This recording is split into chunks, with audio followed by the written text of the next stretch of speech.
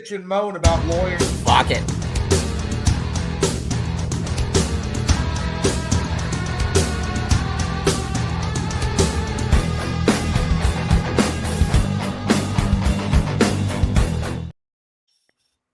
Tony's got thoughts, and I need him to hold that for 30 seconds or less. Doc's Daily's here Tuesday. It's Christmas Eve. We're here Monday through Friday, 1 o'clock Eastern. Saturday, 11 a.m. Eastern. Griffin and I do a Saturday show that if you don't experience it, I don't know what to tell you. Shout out, Tony George was in the chat last Saturday, too. Yeah. So, Was in the chat. I mean, this is the kind of Saturdays get crazy. You get Tony in the chat some days. I mean, Griffin wears Nick's always throwing up some That's freaking all random prop that smacks and nobody's ever heard of in their lives. Right, yeah. It's He's an dropping interesting dropping Saturday. free knowledge, yeah, left and right. So Saturdays get a little weird. If you're into that, drop by. We'll be there 11 a.m. Eastern. Otherwise, Monday through Friday, we're here 1 o'clock Eastern. Tony George and Griffin join me every Tuesday, and we get a free $60 account to any new customer at any given time. You're brand new to Docs, head over to docsports.com/free60, or there's a link in the description of the video. Just click it, take you right there. Park $60 in your account. Use any way you want, any handicapper you want. It's only $30 a day, so you could get both of these guys for one day and try them out. $25 prop card. Yeah, So stocking stuffer. boom, there you go. You're looking to buy Love it. Detroit Lenny There it something? Stuff that your freaking stocking. Go get a 7-unit NHL winner tonight. Oh, there you go. Let's get after that. Boom. Use that 60 if you haven't already. I don't know what you're waiting for. And if you want to be a member, it costs $5 a month. There's a link in the description as well. You got to buy a members only jacket. I only supply winners. That's the deal. High fives all the way around. Boys, I don't even want to talk about hockey because I got a lot going on in hockey, but I got a lot of hockey on tonight. College football, we got 2-3 games on today, bowl games, full NBA card. I'm a little shy of the NBA before Christmas in general. So where do you want to start, Tony George? You just take the floor. You go. You take the ball. You look like you're ready to run. He is. He's got the glasses on. Locked in, baby.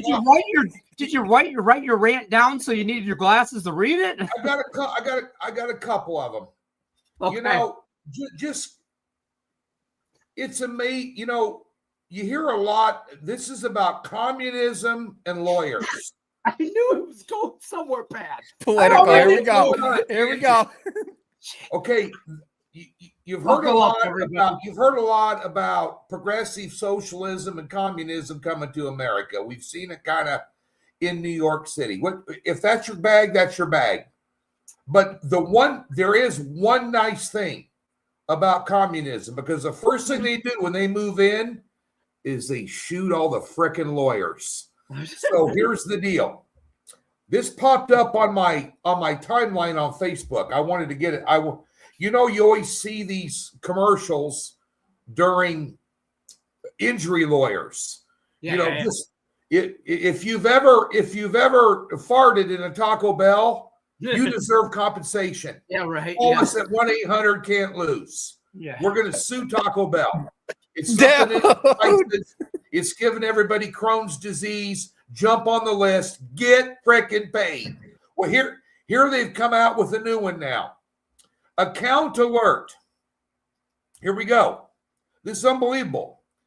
Investigation is active. Did you notice sudden losing streaks after big wins? If you lost funds, you may qualify for financial recovery with DraftKings or FanDuel. Reach out to us. Now, wait, what? Yeah. I was waiting for you. Have you seen it? I was waiting for you. You needed a pause. If you notice after win streaks, you suddenly lose after a big win, you go on a losing streak, you deserve financial compensation. Absolutely. The books owe me millions. Over 35 years, they owe me $1 million. You know what? I'm going to call up this shyster. I'm going to get my goddamn money back. This is like they're already. Hey, I will settle out of court too. I'm just saying. because I know that figure. I know when I'm old. I know when I'm old. Mike Paul, Jimmy Vaccaro, Derek Stevens, Jay Cornegay, Chris Miller, all these sportsmen, Chris Andrews at South Point. You owe me money. You owe me money. I had a big win. I went on a losing streak. It's your fault. I want paid. I want paid right now. I'm retiring after this lawsuit. I've been saying this Dude, what the that Blake Griffin owes me money when he played for the Detroit Pistons. He owes me money personally. Personally, that man owes me money. And if I saw him in an Albertsons grocery store in Las Vegas, I would walk up to that man and tell him, "You owe me money, sir. I don't care. I don't care how tall he is. I don't care if I get my ass." Wait a minute, Lenny, pull up the breaking news. Pull up the breaking. I got more. I got more. Don't spoil them, Tony. It's only Christmas. That was the wrong one.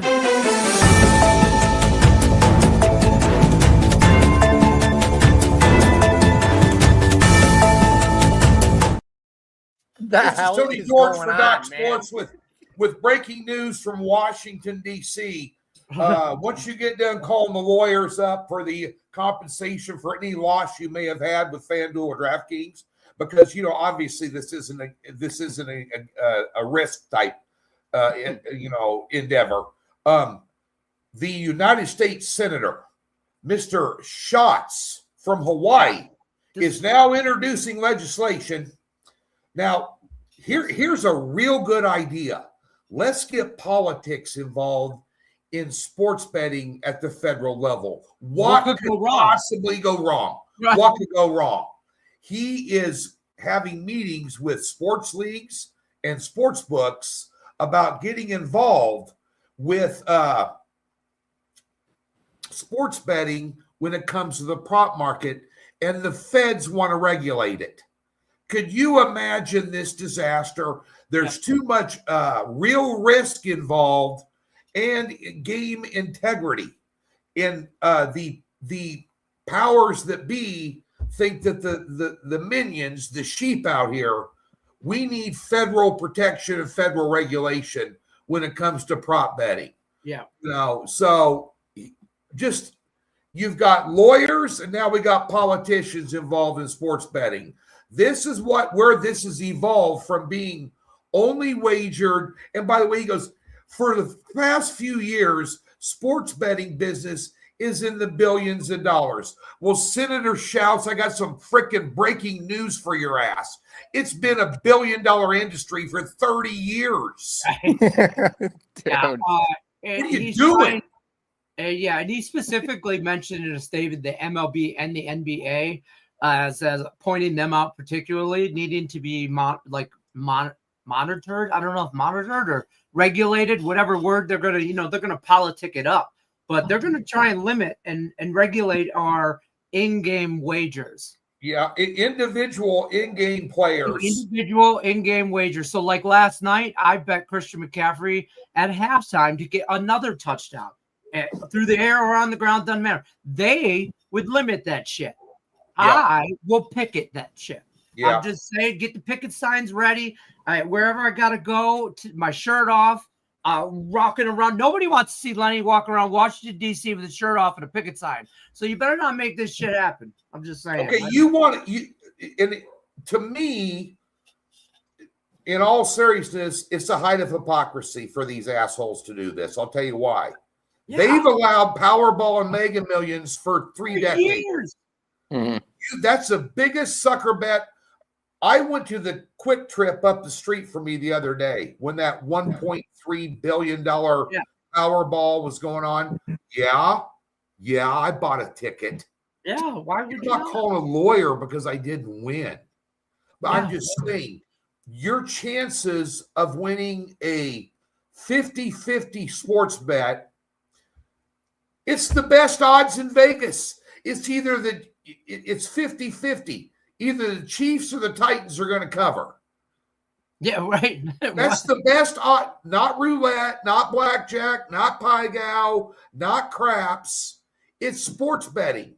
It's the biggest odd. What other odds do you have outside of a push? What other odds do you have in Vegas when you walk in the door that you got a 50-50 shot. A monkey could throw a dart up against a board and one half says Chiefs and one half says Titans. 50% of the time, the monkey is right. Hey, don't you guys watch that online? That little corgi with the basketball says who's going to win the game every year. It tells me who's going to win the Super Bowl. But watch when someone wins that $1.3 billion, watch the federal government hold their hand out and you go, you owe me $600 million in taxes. That's okay. I remember, I'm so old. I remember when the lottery came out in Michigan and they pitched it and they had to pass the bill and get voted on. And it was all, for the kids. It's for the schools. And all that money goes to the school districts, right? And I'm looking around and I look at the middle school I went to 20, 30 years ago, and it looks like the same place. Yeah. Same chairs, same desk, same paint on the wall, same gum under the desk. I probably put it there. All that weed money in Las Vegas, all that weed money in Nevada. Every year, I lived out there 8 years. Every year, I would go down to the local grade school and I would donate $500 so they could have pens, crayons, coloring books, because the feds and the state can't figure out where all that weed money is supposed to go to education, and they don't have enough supplies for the children in the schools, and yet they're selling $20 billion a year in weed, in marijuana in the state of Nevada. It goes in the general fund and somehow gets lost. I don't get it. I don't get it. I'd vote for you. I do. Get the federal government. We know who's taking that money. We know who's taking it. Ronald Reagan said on the Johnny Carson show back in 1985, he said, as an American, here is when you need to panic. When anyone from the government walks in the door and says, everybody slow down, we're the federal government, we're here to help. That's when you start to panic. Absolutely. That's when you know shit's about to get crazy. That being said, you need to take the Detroit Pistons tonight on the first half line against Sacramento. There you guys go. All that being said, let's get back to making money. By the way, the only city in the United States that legally declared bankruptcy and had a mayor that's still in federal penitentiary for screwing the city out of money. But yeah, exactly. I don't know why the government, whatever, right? I'm on the Pistons first half. I don't like playing that 9. Hey, you know how many times? Let me throw this by Griffin Murphy, since he's the resident expert in the NBA. How many times this year, this entire NBA season, have the Sacramento Kings won back-to-back games? How many times? Trivia question. 0. 1 time. Okay, one time. Close enough. I was going to say, they got 7 wins all year. They got how many 7 times wins. they won back-to-backs? Yeah, they're not. They beat Houston. Everybody had the game of their freaking life against Houston there. And by the way, they're without Sabonis and Levine again tonight. Mm-hmm. But when they played Houston showed up not ready to play. You can't do that against anybody in the NBA, as we all know. Anybody wearing an NBA uniform is a freaking baller. Trust me when I tell you. But you had Westbrook went off for 21. Schroeder had 24. DeRozan had 27. Keegan Murphy had 26 in that game. That's not going to happen again. I know Detroit just played last night against Portland, which I also kind of like tonight because I had them last night. Whenever I have a team and they lose the very next night, they cover. That's my MO. But at the end of the day, I think that Detroit goes in there, but I like them first half. You know, when they beat Houston, they were down 11 at halftime. And that's one thing, I know Griff will back me up. Sacramento's a very slow starting team. They tend to bring it on in the second half. I think Detroit gets a -4.5 early tonight. First half line. Agreed. I'm on that as well, Tony. I have another game here. But again, I love that aspect as well. And we've been talking kind of about that West Coast, East Coast scenario. And that's something that plays a huge role I'm starting to pick up on in the second half of basketball games. West Coast teams, when East Coast have to travel all the way out there, realistically, for an 8 o'clock, 9 o'clock game, they're realistically starting at 11 o'clock tip-off for them. So in the second half, it's like they're playing in the middle of the night, and that's why these teams start to draw down. So I'm finding a lot of success finding capping styles in that aspect, I will add. But I got a free play for somebody in the chat. they were talking about the Miami Heat laying 5.5 points. I don't know who it was. I would go against this play. I like the Raptors here in this situation. When all things seem like they can't go right, that is when tides typically turn to flip. And for the Raptors, 3-7 in their last 10 games, currently on a 2-game losing streak, back-to-back games where they did fail to cover the spread. A most recent matchup, they played a terrible Nets team. They lost that game by 15 points. Now rolling into Miami, Miami's not playing good whatsoever either. But they're 10-4 at home, 2-8 in their last 10 games, and also on a 2-game losing streak. So if everybody in the right mind, this would be the game that you bet on Miami at home. Finally, they got their 10-4 record. This is where they play their best basketball and laying a small number at 5.5 when you have a Toronto team that has to travel from Toronto all the way to Miami for this one. This is where all things go wrong. I go take the points here with the Raptors plus 5.5. I like them in this spot strong. Take Ingram on his point. Take Ingram on his point total going over too. All right. I like it. No. I don't hate that. He's got 500 on the line. My last leg of a 6-leg cash out. I went ride Western Kentucky tonight. This college football. I mean Kentucky, but I tread lightly in these college bowl games, man. Yeah. I just tread very, very lightly. I like the over more than anything in that game. Probably. I mean, I agree with you, Lenny. I'm the same way. I don't mess around with these games whatsoever. You never know who's starting, who's transferring out, who cares, who doesn't care. There's just too many implications on why there's liabilities, and I tend to stay away from liabilities. But again, looking at this board right now, I agree, Lenny. The market's obviously trying to tell you something, especially with the UNLV and Ohio game. With that total at 65.5, the market's giving us an incentive that there's going to be points scored in this matchup. That's just an immediate first initial thought. We know UNLV, they score points offensively. Ohio, I haven't seen them be that dominant this season, but on a metric standpoint, this team does tend to score points offensively, and they are 16th in the nation when it comes to offensive yards per game. I'd look at that game as an offensive shootout, and I'd take the over in that one at 65. Well, you know, Ohio's coach is gone. Another coach messing around with a co-ed. Mm-hmm. Underage. What? Underage co-ed. Wow. Been a long way from the Frank Solich days there at Ohio University. Right? They're going to have a lot of. What was his name? UNLV. I'll tell you what. I got a teaser. Who's that coach? Sandusky. Kentucky and Southern Miss over. UNLV down. I think UNLV beats the brakes off Ohio, but I think the MAC as a whole was down this year.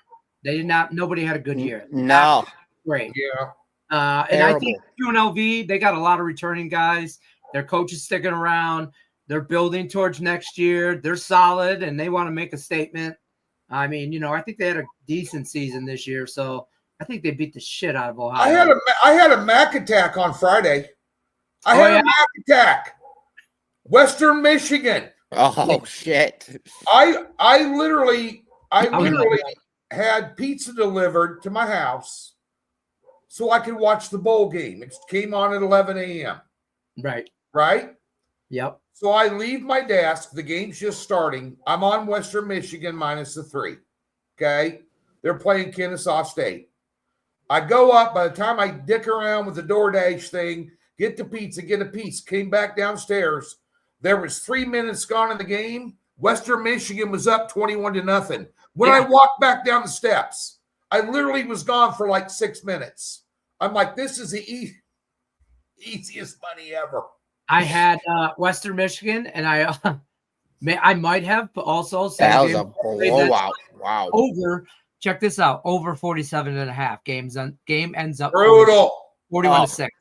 You made Scott that was Scott Van Pelt bad beat. Yeah, that was me. He was on the over too. He was talking about it. And I was like, I turned the game off at halftime because Western Michigan was beating the shit out of them. Right? I knew that guy missed 4 field goals and 3 extra points.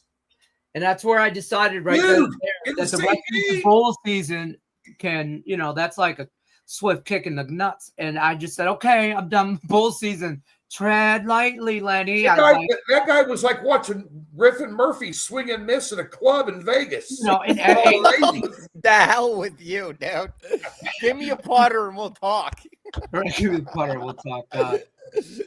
NFL teasers for Sunday. Oh, you got to stay tuned for that. You guys doing a Gridiron 6-pack this week? I'm going to ask you live. You know what? I'm making an announcement right here. We are not doing Gridiron 6-pack, and we are not doing Doc Sports Prop Madness. Okay. Over the last 24 hours, I've had family members reach out. By the way, Merry Christmas, everybody. Yes. That they all of a sudden now, my home is going to be hosting the gathering point. You're at home base. For the extended George and the wife family, for the holidays out of nowhere. You look so excited about this. Right. You got a bomb dropped on him. Tony, try to contain your excitement. I know. We all should be thankful for our health and our families and all those different things. Now that that's been said, go away. Yeah, right. I agree, man. I agree. That's fair. The prime rib I bought, I got to go buy another one now to feed everybody. Awesome. I give a prime rib every year for Christmas, and I bake that bad boy up. Those things went from $5.99 a pound to like $14.99 a pound now. And everybody's showing up here, and they're going to be powerful hungry because they know Uncle Tony's cooking. I do that honey baked ham. I'm a honey baked ham guy, man. I just like a good honey baked ham. I would love to have a honey baked ham instead of that. I'm doomed. I'm doomed. Gotta do it. One of them goes, are we having a little surf and turf? We having some shrimp with that too? And dude, are you bringing anything? You bring it in. Showing up empty with a cup in your hand? What's wrong with you? What other player? The guy that's doing that, millionaire. I gotta get off the millionaire brother-in-law showing up with nothing, empty-handed.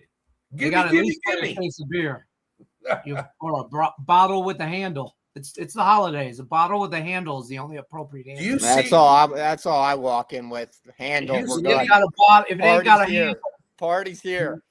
You see, speaking of Christmas. You got a single game that you like on Christmas Day in the NFL? Yeah.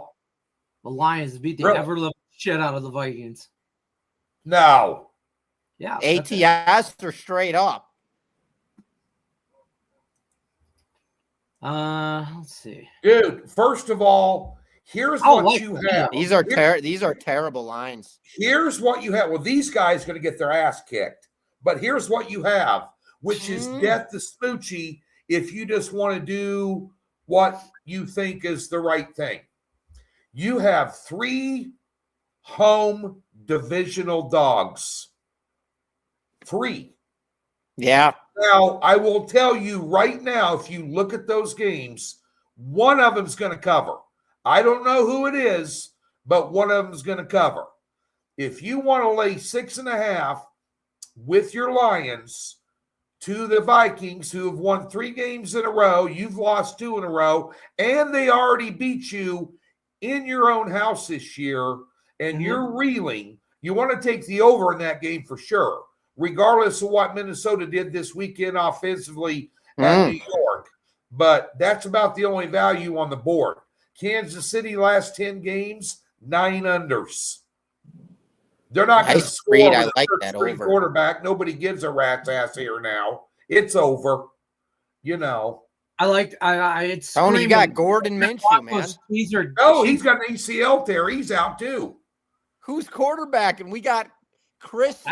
Who the hell is this? I don't know who he is. Dude, come on. The Vikings are down. JJ McCarthy's not playing Sunday or Thursday. He's not playing. So the Vikings are just as banged. I think the Lions beat the ever-loving shit out of them as a revenge thing. And then that makes Green Bay losing, and then that makes that Chicago-Detroit game worth a damn.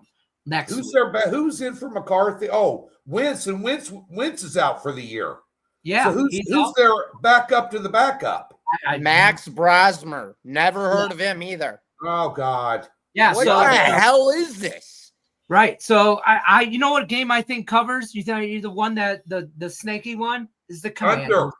The Commanders for no apparent reason. I think it's Minnesota who covers. No. I think what's Dallas got to play for? I would tease I would tease Dallas and Detroit for a two-teamer. Yeah, I really I like don't know. That on the 6, total of that there's Chiefs game. always something with that 6. You know that it's a market wipeout play. That always, every time I see that number 6, that tells me the market's uncertain. They don't know who's going to win the game. So they put it at 6. Some of them People lose are outright down, because get it at flat with the Lions. And no one's going to lose outright. Plus 12. No favorite's going to lose outright on Christmas Day. You think? I think there's a Kansas degenerate City, somewhere. Washington can win straight up right now. You don't Cowboys? think Washington can beat Dallas straight up? I'll tell you right now, Cowboys, Lions, Broncos, money line parlay.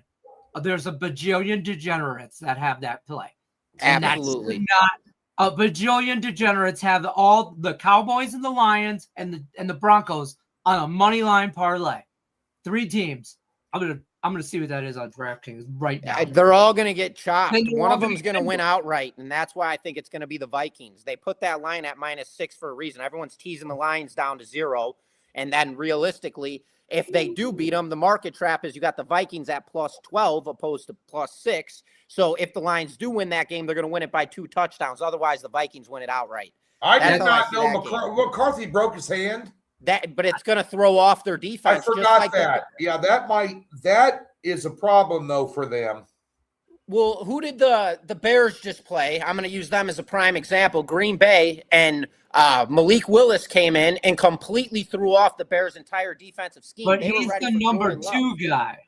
Yeah, but they were ready for Jordan Love, and then they bring in wheels like Malik Willis, him in the backfield. A speedster quarterback is somebody you can't prep for. So I don't know if this Max Brausner guy can run. I don't know who he is.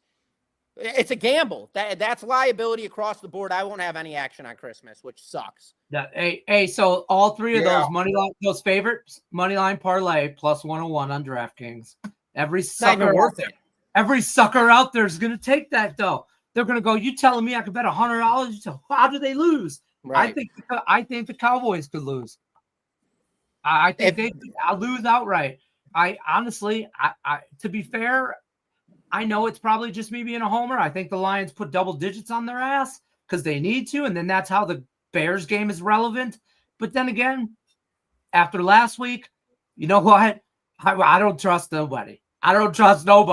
I'm putting my back against the wall and fighting my fucking way out of the season. Let me ask you this. There's a lot of potential playoff teams out there that played this last week. And I wanted to see who the pretenders and the contenders were. And there's a lot of contenders. Jacksonville, the Chargers, Seattle, Rams, everybody. Seattle, LA. Over the last 35 years of handicapping this professionally, I can tell you that the worst team I have seen in 35 years, without question, and there's been some close runner-ups, this year's version of the Los Angeles Raiders. And the Raiders went in and gave I'm not arguing. All they wanted. Houston is the pretender. If you think Houston's going anywhere in the playoffs, if they get there, good luck. I will fade those MFers so hard in their first playoff game, you will not believe it. I had a 7 unit on them on the first half line, and they were up by 6, and I had to lay 7.5, and I'm pissed off at them. But how can LA give you a game? They had 63 yards throwing the ball and 45 yards running it the week before in the NFL, which is, if you're trying to throw a game, you can't even do that. No, I'm with you, Tony. Wild. This is the only 10-5 team that realistically, I think I've bet on this team one time all year long. And the reality is this team's just been the most inconsistent team in the NFL. You don't know what to expect from them. No. They come out and blow the hell out of teams, and then they come out and play like shit just like last week. A total agreement. They're frauds. This team makes it into playoffs. They're going to get lit up. If they rush the passer, if they rush Stroud, he is incapable of stretching the field vertically past 10-yard throws. Mm-hmm. Incapable. with Nico Collins running around. He can't get him the ball. And yes, it's not hard to pressure him because their offensive line is dog shit. But that team, when they go play somebody with a good defense, they're going to get their ass handed to them. Mark my words. Write it down, folks. Tattoo it to your girlfriend's butt. I want to ask you this, Tony. From this year prior to last year with the Texans, what's different about this They team? can't run the ball. They were running the ball. We had Mixon. When they had Joe Mixon, look the frick out. Yeah. But they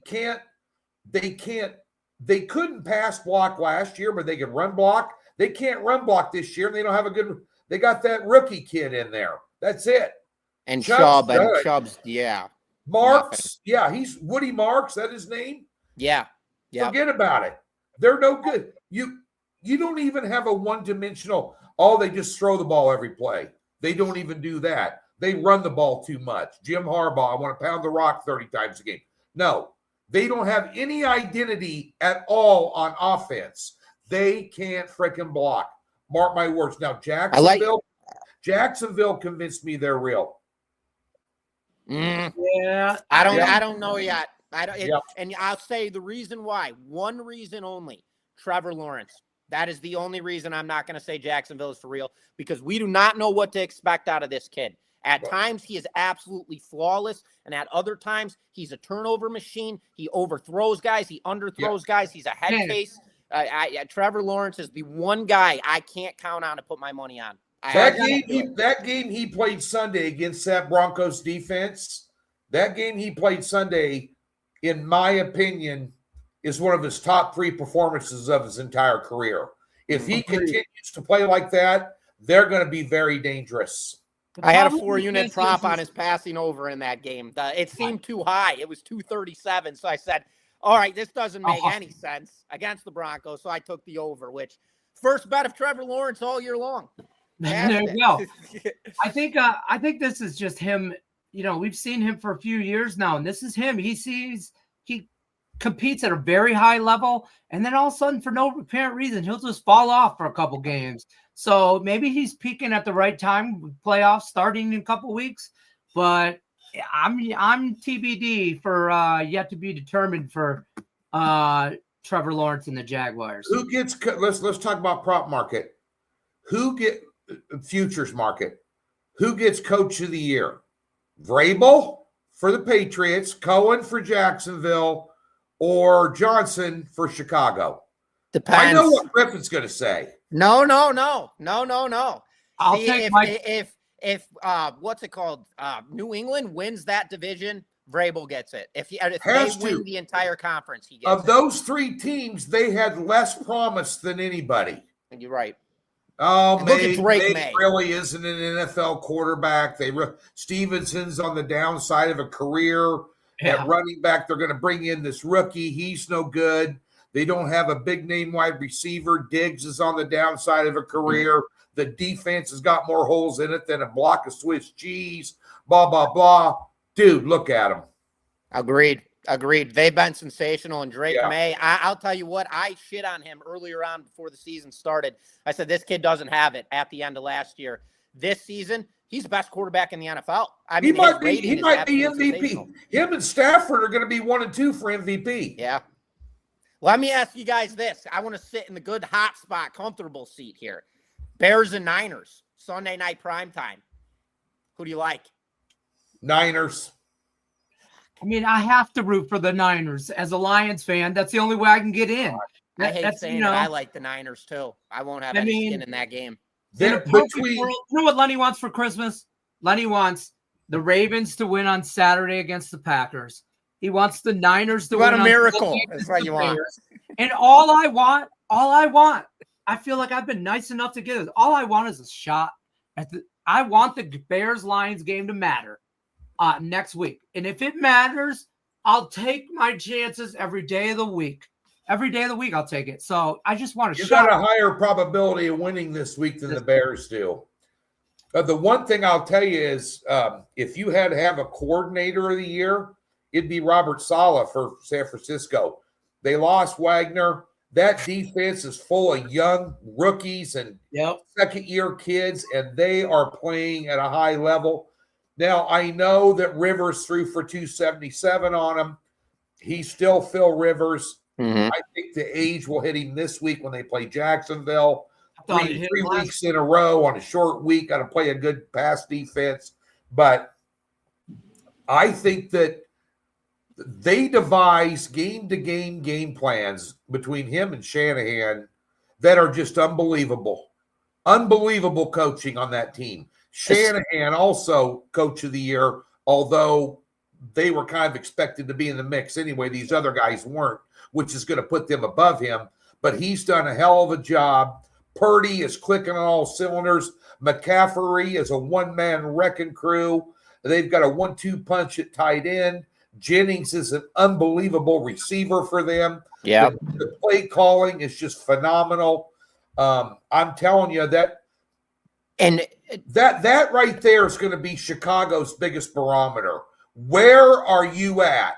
You're on the road against a very, very good team. You know, you got lucky. You beat Green Bay on a miracle. Got lucky again. This guy got lucky. Are you kidding me? Got lucky.